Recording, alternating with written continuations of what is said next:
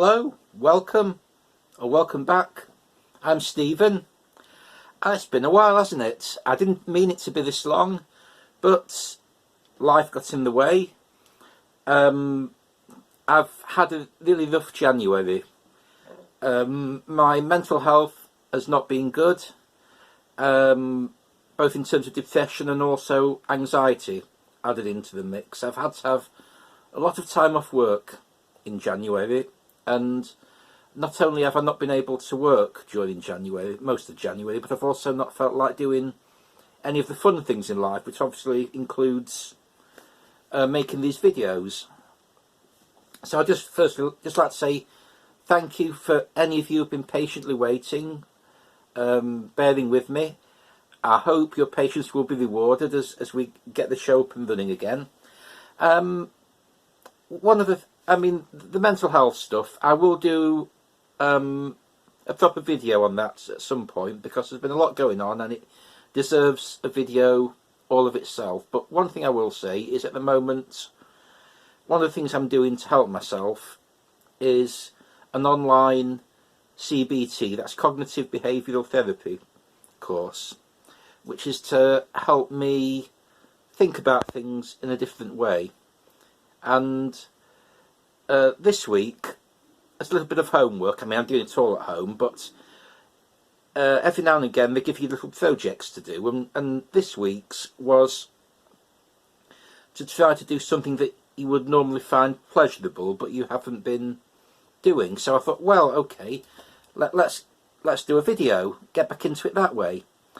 And you will remember that at the end of the last video, way back in December, I drew the Snowmen, and I was quite pleased at the time, because I thought, oh, okay, well, I'll be getting this one out in January, still close to Christmas, it's a nice Christmassy story, but here we are into February talking about the Snowmen. But never mind, there's still a lot to talk about.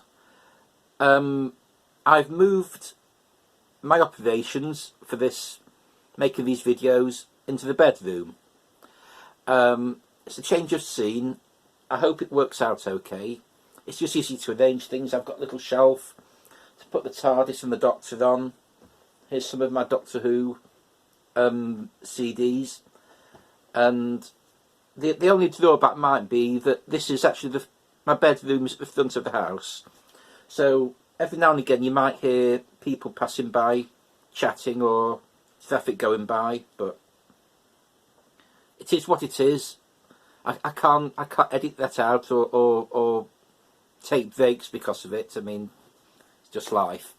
Anyway, here's the Doctor. It's Matt Smith, of course, who keeps coming up in the random selection, but there we go, it will all even out in the end. So I've got the red hat on. And let's see if I can remember the little ditty. And as always, please feel free to sing along. Oh, it's time to talk about Doctor Who. I've got the Doctor in my hat. I'll have to stay very, very, very still, or he'll fall out and go splat. See, still got it.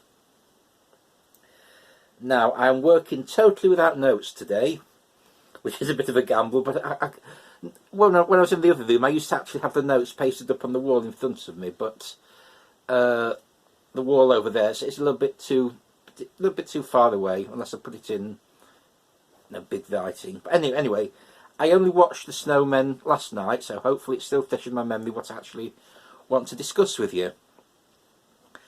Now, this was the 2012 Christmas special, and that's quite startling in itself, to think that it's almost a decade since this came out. How time flies.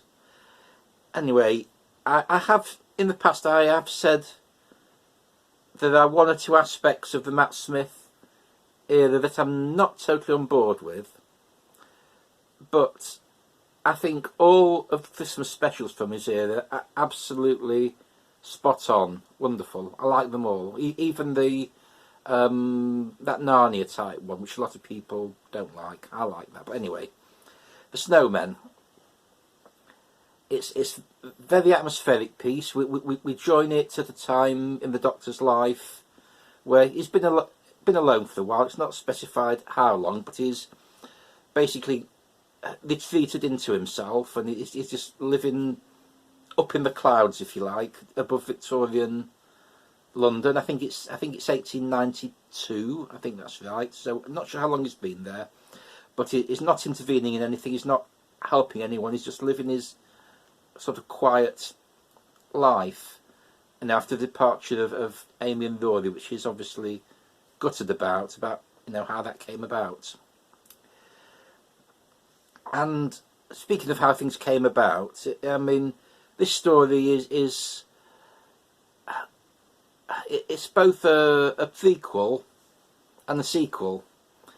In terms of the Doctor's timeline, of course, it's a sequel to those two classic Troughton stories, The Abominable Snowmen and The Web of Fear. But in terms of the villain, the Great Intelligence's timeline, it's a prequel, because for the Great Intelligence, this is the first time it's encountering the Doctor, and this came about because Stephen Moffat and the production team knew something that we, the ordinary fans, didn't know at this time. I'll sit a bit further back because I'm casting too much shadow. Stephen Moffat, of course, knew that the Web of Fear episodes had been rediscovered and were going to come out on a DVD release. So it did this Great Intelligence story to tie in with that, and of course the Great Intelligence would later go on to play quite a significant part later on in this season. But you don't actually have to know who the Great Intelligence is to appreciate this story. That's not necessary. But it's just an extra thing for those of us who are familiar with it. And of course this is Jenna Coleman, or Jenna Louise Coleman as she was known back then. It's her second appearance after the Asylum of the Daleks. And when this one came out, a lot of people at the time were really gushing about her performance in this one, and then they got a bit disappointed when the final version of Clara came later in the next story, the modern day version, because everybody absolutely loved this Victorian version, and so do I. But I mean, Jenna Coleman's performances are always wonderful, and in this one, of course, she's playing a character who is playing a character, if you like. Clara is a sort of Cockney barmaid some of the time, and other times she's governess to a couple of children. And it's at their house, of course, that a lot of the events take place. The previous governess, well, she's a nanny, but the previous governess fell into the pond, got frozen, and now the Great Intelligence used her body, the old governess's body, as a template to try and make itself a human body. So you get this really terrifying ice creature coming up out of the pond. Now, I think that works a little bit better than the actual snowmen do. The snowmen in the title, they actually don't appear in the story as much as you'd expect from the title, because there's not a lot they can do apart from open their mouths and growl, and I mean it's a nice effect, but they maybe not the most successful Doctor Who monster ever. I mean, I think the Great Intelligence had better ideas later, and by later I mean in the past, whichever way you look at it, timey-wimey, when it went on and created the Yeti. But it's a nice story, and you've got Strax, Jenny, Vastra, making not their first appearance, but their first significant appearance. They were just they were in that, oh goodness me, one of those stupid season 6 ones that I don't like when they were first introduced. Was it Good Man Goes to War, I think? And there was not really any explanation given for their introduction then, but I think they were quite popular, so that's why they came back. And of course, Strax had to be brought back to life to come into this one because he was killed in the previous story. But Strax is always a lot of fun. I mean, I like all 3 characters actually, and to the extent that in 2015, when I got my 3 pet goldfish, TARDIS is going to fall on me. Hang on. Right. Yeah, when I got those goldfish, I named them Jenny, Vastra and Strax. Goldfish Strax, long since dead I'm afraid, but Jenny and Vastra still going strong in my tank in the living room. 7 years on. What else do I want to say about this story? There's not a lot of it. I'm sorry if this is a bit rambly. I'm out of the rhythm of doing these things, and like I say, I've got no notes. But it's just nice to get going again. I'll try and get better again as time goes by. So what on earth else is there to say?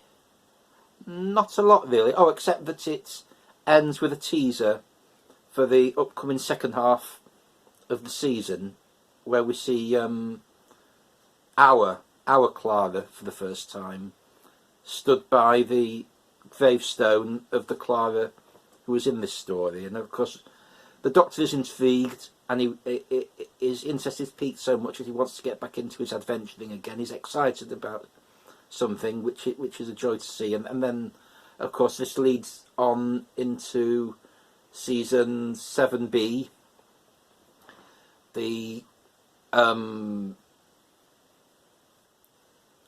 Clara and 11th Doctor Thief era, which is actually my favourite period of the 11th Doctor. Controversial, but there you go. It is what it is. I like that little collection of stories at the end of Matt Smith's run. So it's time to choose the next story to talk about. So I'll go to the wheel. We'll make our choice and see what we get.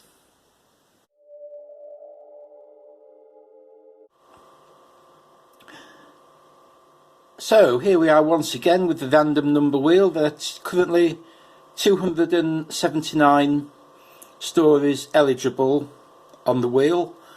As yet, the last season of Jodie Whittaker and the New Year's special have not gone on the wheel. They'll be going on probably around the middle of the year, when they're about 6 months into the past. Just a reminder that as yet we haven't had David Tennant, we haven't had anything for the Troughton era, we haven't had Paul McGann's brief period represented either. There's been an awful lot of Matt Smith, an awful lot of Colin Baker, a fair bit of John Pertwee, and every other Doctor that I haven't mentioned has had at least one appearance. So let's see what we get this time. It's time to spin it.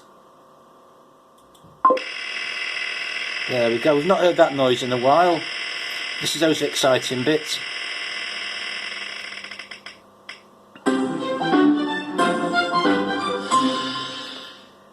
$59. Well, I know what Doctor that's going to be. That is definitely going to be John Pertwee. So I'll just go down to my spreadsheet, bring up the spreadsheet, and I'll just move in so you can see it clearly. Those coloured ones at the bottom are the ones that have been done. I always take them off the list when they come up. So we'll scroll up and get to, making a mess of scrolling, but we get up to 59, and it is, there it is. 59 is the Sea Devils. That's going to be quite an interesting one to do, bearing in mind that we now know that the Sea Devils are going to be returning in Jodie Whittaker's next episode. So, there we go. It's the Sea Devils next.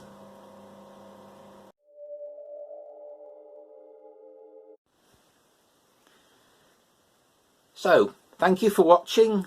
If you enjoyed this video, then please like, please comment, please subscribe, please tell your friends, and please tell my friends. And I look forward to seeing you next time. Bye for now.